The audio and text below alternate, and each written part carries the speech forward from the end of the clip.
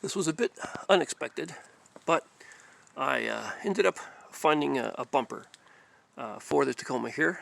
This actually is by Body Armor 4x4, and someone was wanting to get rid of it. The bumper came with a winch, synthetic cable, and LED, and everything seemed to work okay. So here it is. But now I was thinking, with the original Fender flares, it might be time to kind of upgrade and get some new ones there. And I thought this could be the time to do it, now that I've lost that little bottom part there on the front. And you may have seen the really cheap eBay Fender flares.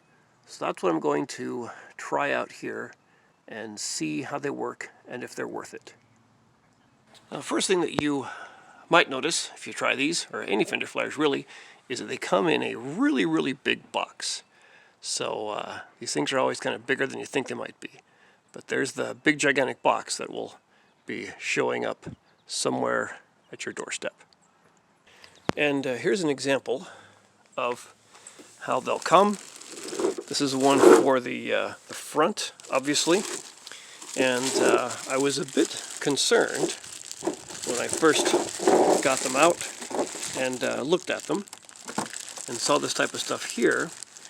But then I realized that they're actually covered in this protective film.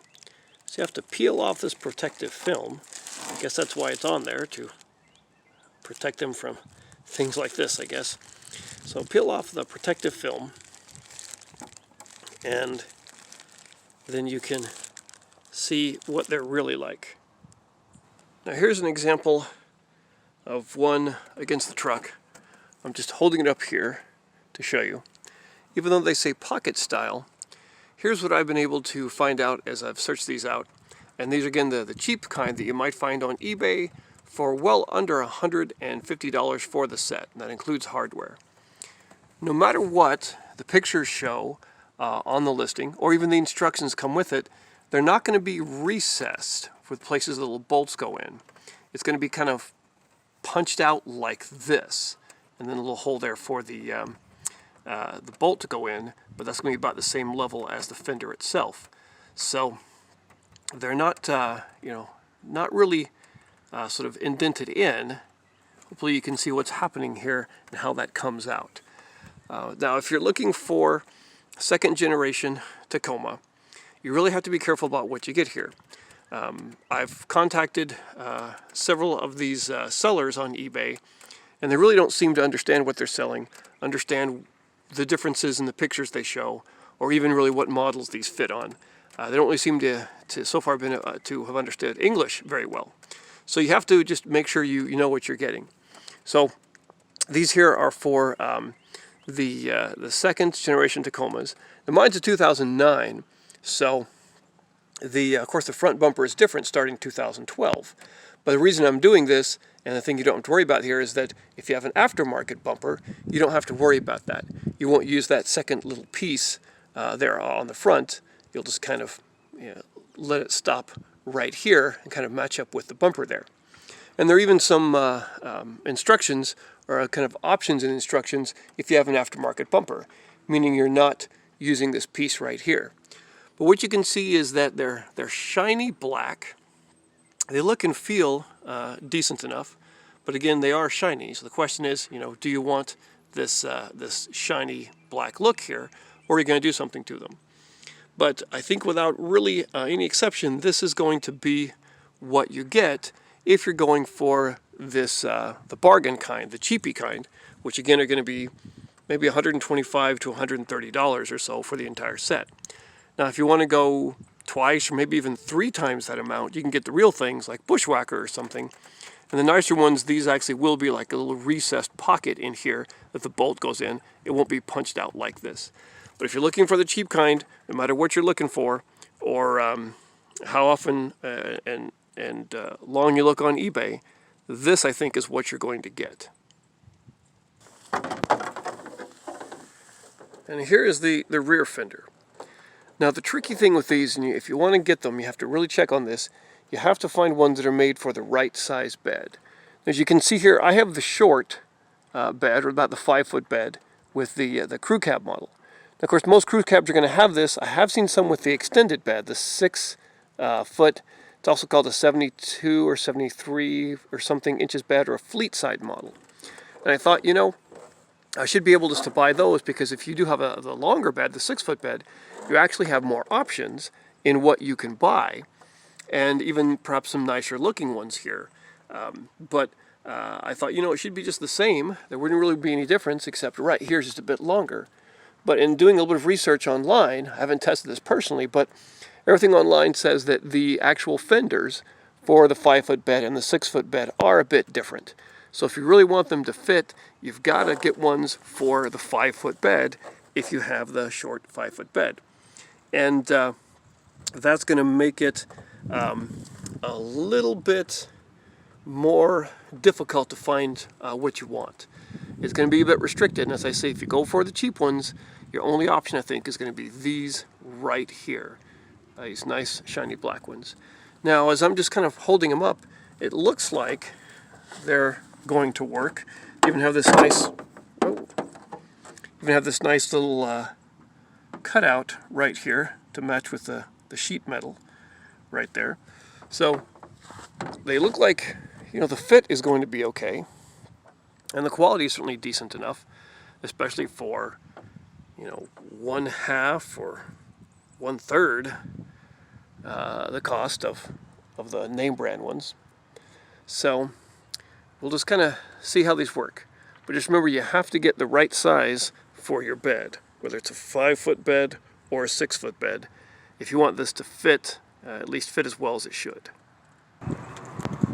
Now here's a long bed example with the same cab as mine, but the extra foot in the bed here.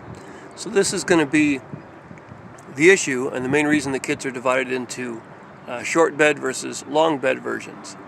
And just looking here at the fender, nothing really jumps out as to why it's a completely different fender, but maybe the design up in the front wouldn't quite match on the short bed. So with something like that, the rear fender is going to be different. So you do have to look for the right version, and from what I've seen, there are fewer examples for the short bed. You've really got to look for them and make sure you're getting what you want.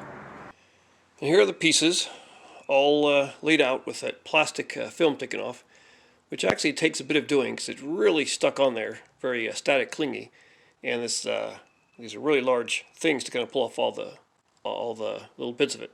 It'll take several tries, and you'll have to pull off little pieces that kind of cling and hide in funny areas.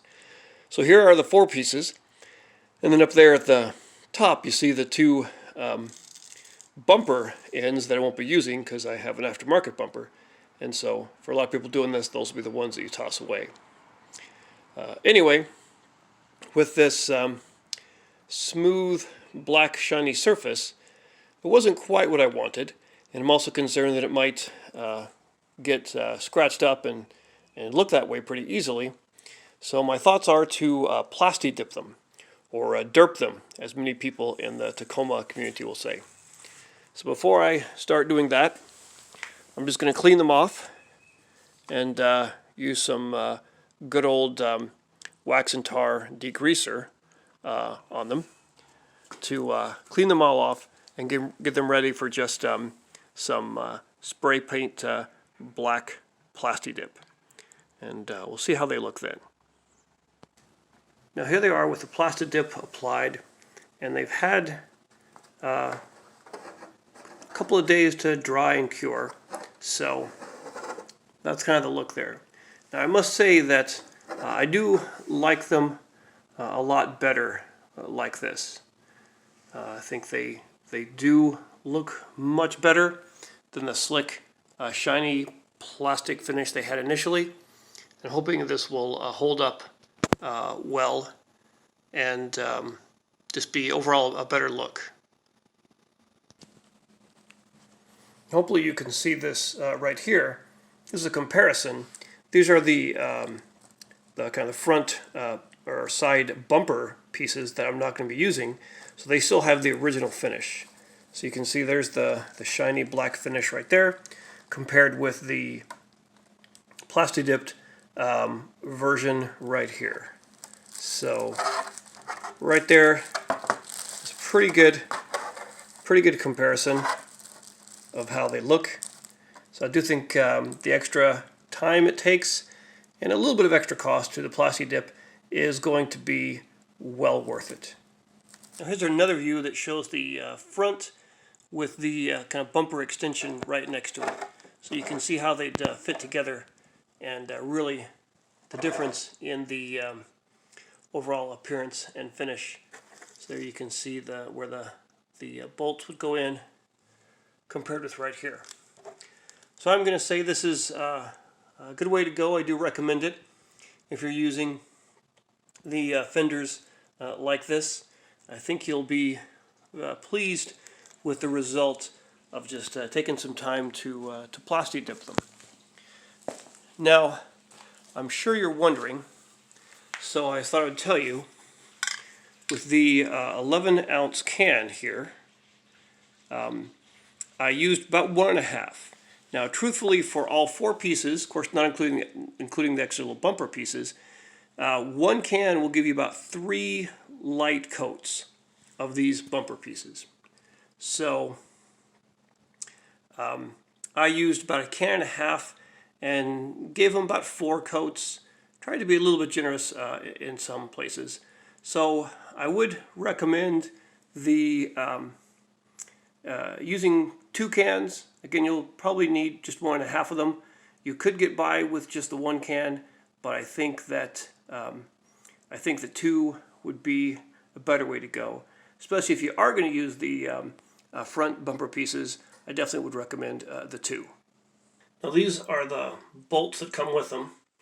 So you can see there's a little, basically, hex bolt there, and a little washer, and a lock nut. And these are going to go right in here. So as I tried these on, I was a bit surprised to find that the hole here is kind of tight, and these don't just slide in. You kind of have to screw them in, and they're really snug in there. Now I did this before I sprayed any plasti-dip, there we go, that's how you say it, on them. So it's not that adding any extra weight, it's just that the holes are kind of tight, but it's plastic and you can screw this in. And you might see that these, of course, are just going to sit there and they're decorative, they're not going to do anything. But even on the more expensive kinds, Bushwhacker and so on, their little bolts that go in are decorative and don't actually attach to the sheet metal of the truck. The Tacoma factory fender flares are really the only ones that actually attach there. So again, only decorative, unless perhaps you can get some longer bolts and put them in there, and we'll see if that's an option. See how they match up with the holes that are already in the sheet metal. So here's what I mean. I had to use this supplied Allen wrench that they give you, as if you wouldn't have one of your own, to get that in. Literally had to screw it in the hole. And here's the other side without the nut, and I can't push it out. So even without that nut, they're not going anywhere. It's so tight, and I think you're actually threading that little hole a little bit as you screw that bolt in. But of course, you're going to want to put this nut on the end just to have it like that. But they're going to be pretty tight in there, even without this. Now here's the part that everyone says takes a long time. You've got this gasket or trim, the soft rubber trim that'll help protect your paint along your quarter panel there, where this is going to go, and I guess also make it seal a bit better. And it has a bit of this 3M tape on the inside of one edge, and so you're going to want to put it here, peel off a few inches of the tape, put it here along here, and then pull off a bit more. And the important part is that the tape goes on the inside, or the underside here, of the fender flare. So it's going to tape to right there and then wrap around and go over the top. And this is the top of each fender flare where it's going to contact the metal. So just kind of start at one end, pull off a bit of tape, and just keep it along this edge here. And as you go along and you put it in place, peel off a bit more of the tape. And I would again start from one edge, really press it down, and seal it nice and firm against the fender flare, and work your way along until you're all done. And that's what it'll look like when you're done. So I've got the bolts in, and I've got this little plastic or a rubber piece installed along the edge there. So you're going to want to do this for every fender flare before you even get ready to install it on the truck. And just so you know, I considered, should I put this rubber lip or end piece on here before doing the plastic dip, because I was wondering about how it would fit with the extra thickness. But I mean, the plastic dip doesn't really add any thickness, and this rubber is very, very flexible, so it goes on just fine. So definitely for the painting, anything you do, you're going to want to do that first, and then put this edge trim on the top. So that's what you'll be left with, something looking like that. And here they are, all painted up with the bolts installed, the little rubber edge on the part that goes against the sheet metal, all installed along that edge. So they're ready to go on as soon as the existing OEM fender flares come off. We're here at the rear fender flare, and you've got 3 screws right here on the mud flap to take out. The instructions say to discard the mud flap, which I don't plan on doing. We'll see how that goes back on. And then there are 5 factory screws here underneath that hold the mud flap on. So you just need to remove all of those and make sure you keep them for the reinstallation. Actually appears there are only 3 to remove. These things here really aren't quite screws, and so as I feel underneath, I can actually feel right behind it. So there's really nothing to take out there for those. Just the ones that are little screws with a 10mm head or a Phillips head. You can use either one of those on it. And so now it's time to try the big step, and that's just pulling off the fender flare. You'll probably need to pull along the top and just use some force and pop this off here. And you see these little plastic tabs going to the sheet metal. They may break off. And what I see right here is the part of the part that actually attaches to the tabs from the OEM fender actually may break off as well. So not so great if you want to put it back on, but of course the plan here is to remove these completely. So just kind of keep working your way down to get these off. And it may take some force here.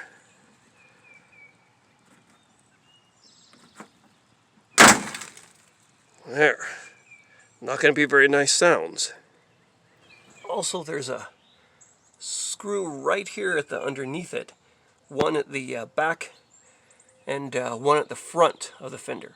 So there are a total of 5 to remove. I didn't see these before because they're kind of hidden facing down. But again, right at the very edge, facing down towards the ground. One at the back, one at the front, and there'll be 3 inside up towards the middle, in addition to the ones that hold on the mud flaps. And here's what you'll get when you pull your fender off. Notice how dirty it is underneath. And in my case, one of the mounting places on the inside of the fender actually broke off. But we don't need it. Now here are the tabs you have to remove and twist them to pull them out. These blue ones, you can just grab them, turn them a little bit clockwise, and then pull them out. And that's what you're left with. Now these orange ones are a bit different. You really have to grab onto those nice and tight and just kind of rock them back and forth and work them out.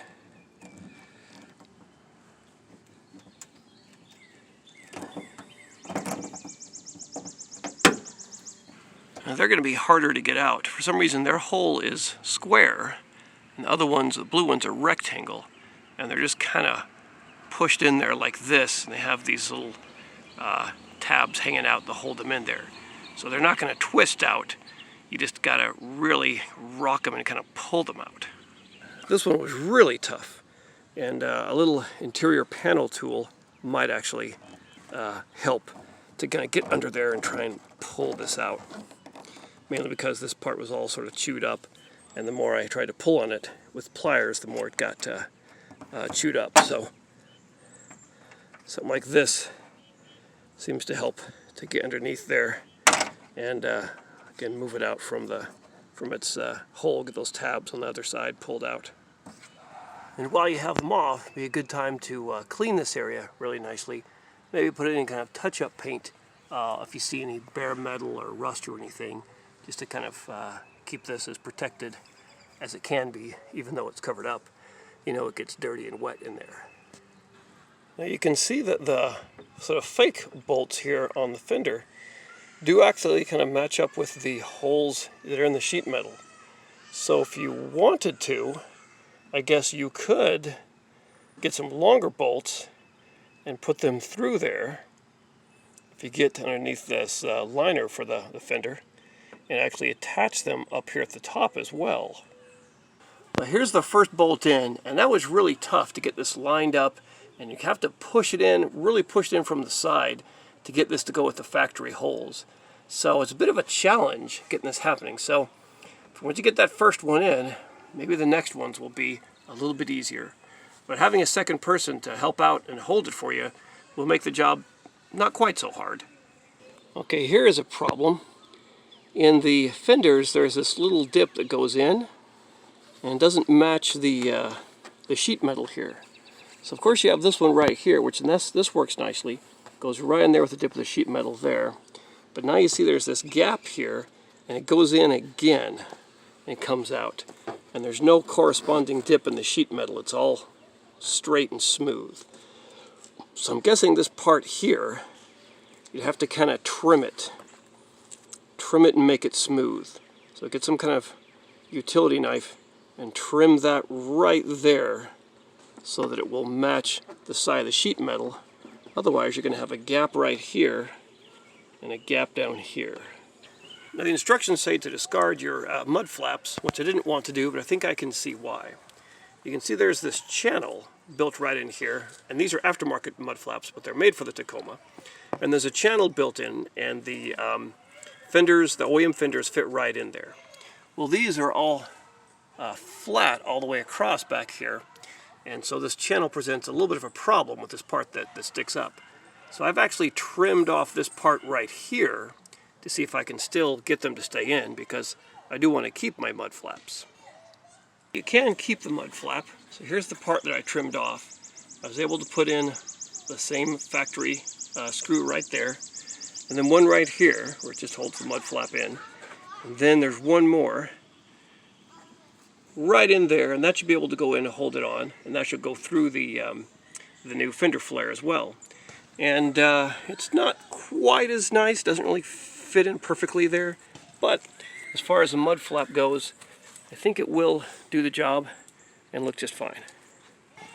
Actually, with the mud flap on and the new fender flare, this factory screw is not going to work, as it goes in and it's too far away and it won't really catch into anything.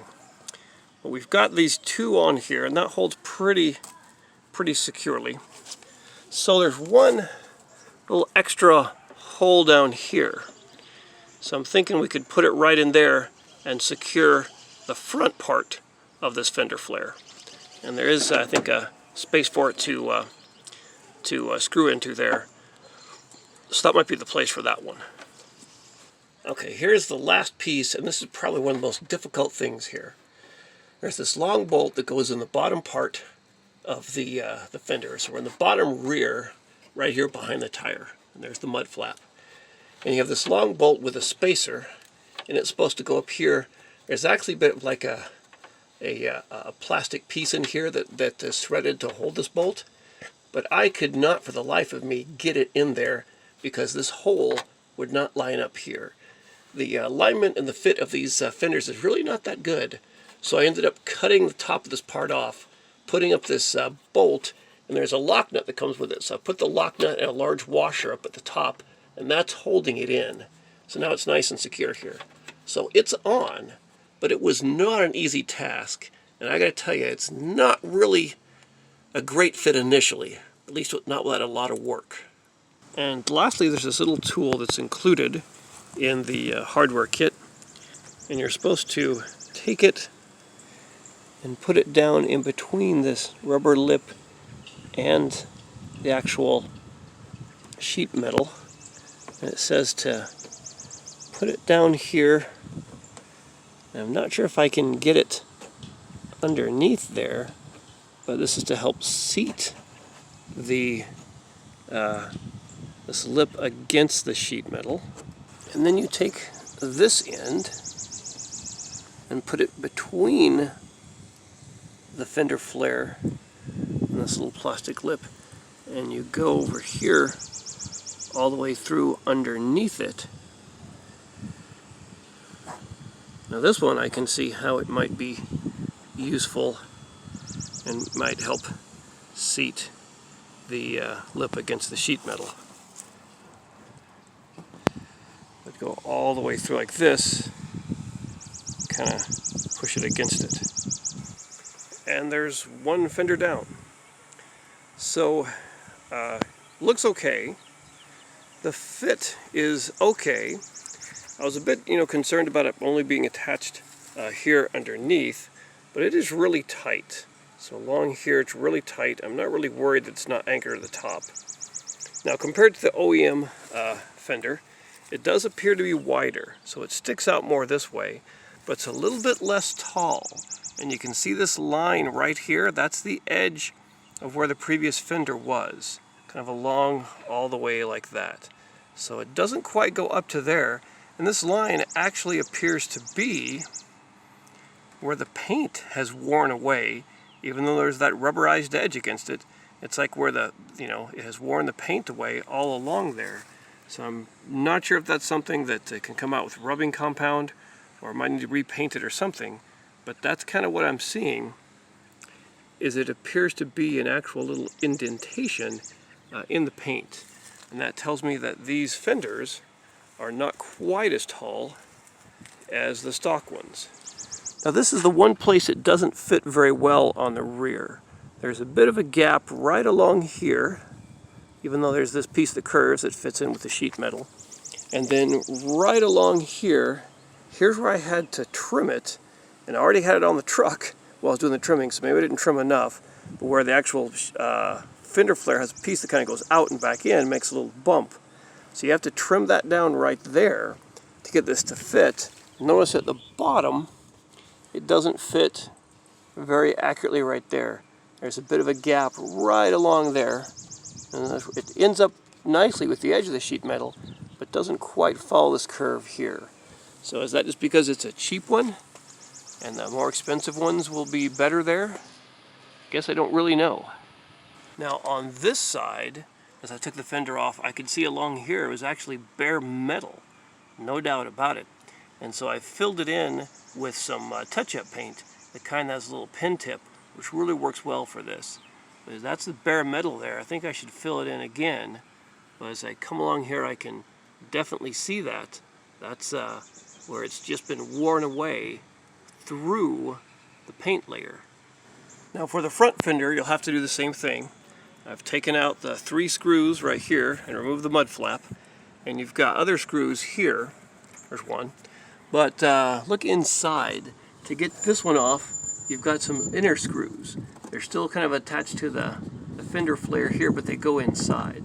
So you'll have to get these ones out here, not quite as obvious as the ones that might be on the lip of the fender flare. And there it is pulled off. along with the 3 screws on the mud flap, there is going to be one right down here on the bottom that I always seem to miss.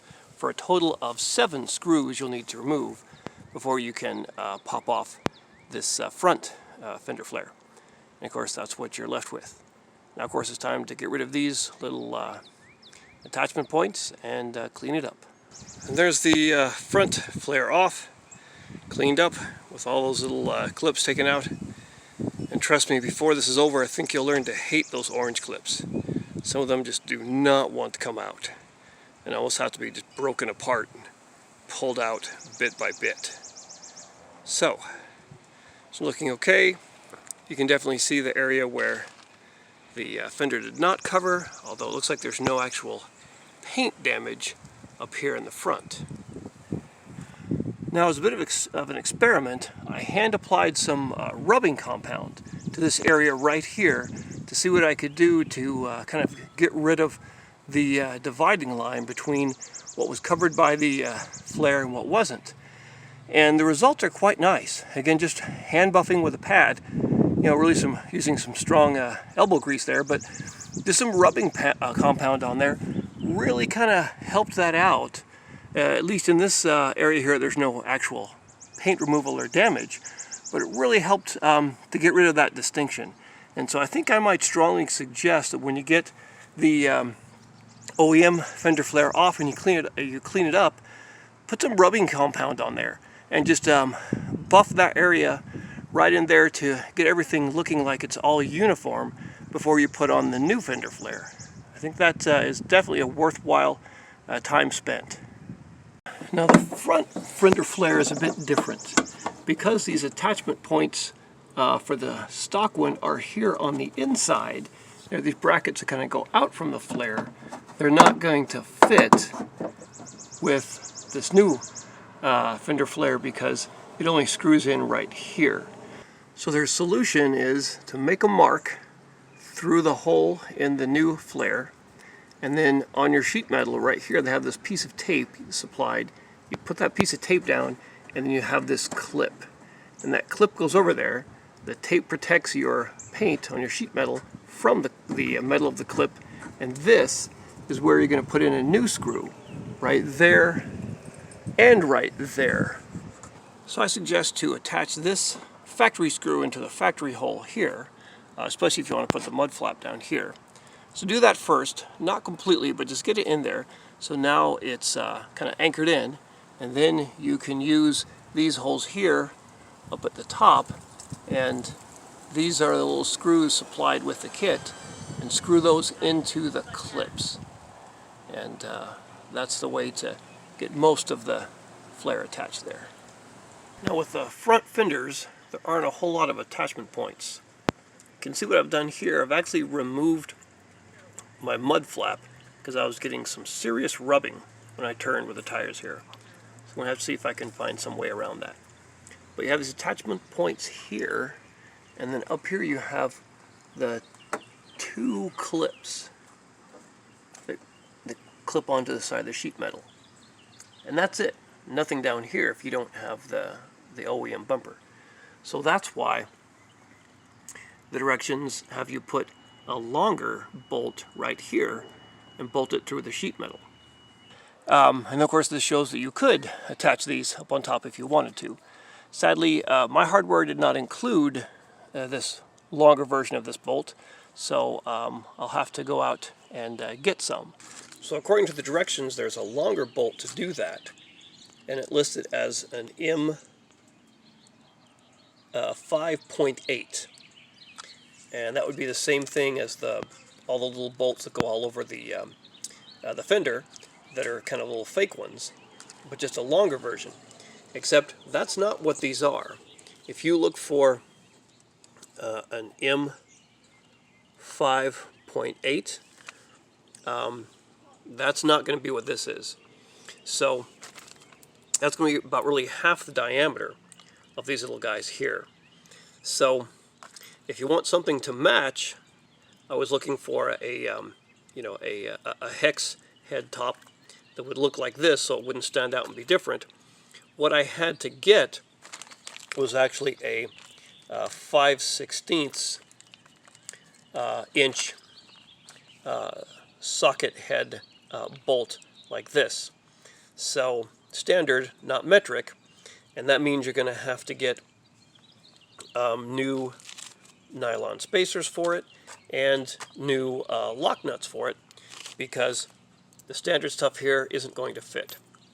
So this is some of the extra cost that you'll have if you want to bolt in some of those areas on the front fender. So again, it's going to look about the same. So this is about as close as you can get in standard versus the metric. I mean, maybe you could find a metric version of this, but what it tells you in these instructions is just not right at all. You're going to need something that's twice the diameter of that. So again, this is what I ended up getting from good old Home Depot and all the associated hardware to work with it. So the instructions want you to replace this bolt with the longer one. And I guess that seems fine.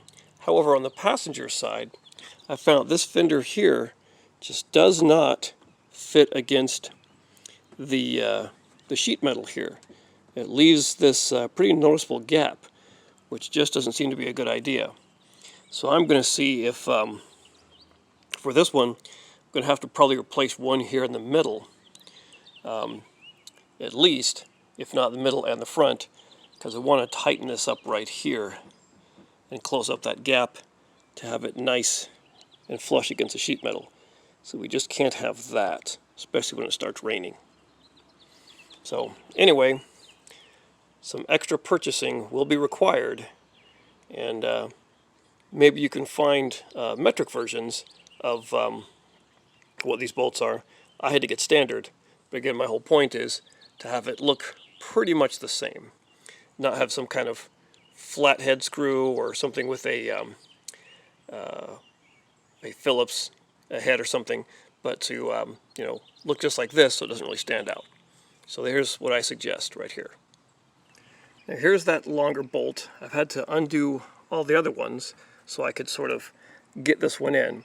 And the hole, remember those are really tight, you have to kind of thread the bolts in. I had to get a file and open it up even more so that I could move this a bit. Notice how it's kind of pointing upward a little bit. And so these pockets, which aren't really indented, they kind of hang out, makes it difficult to get that in there. So I've got the long bolt and the spacer, and I put it in the hole in the sheet metal. And the spacer I had was 1 inch, which turned out to be a little bit too long, so I had to cut it down. So maybe 3/4 of an inch would be better. So I've got this in here, and you know, that's going to obviously give a really, really nice, nice and tight connection right here.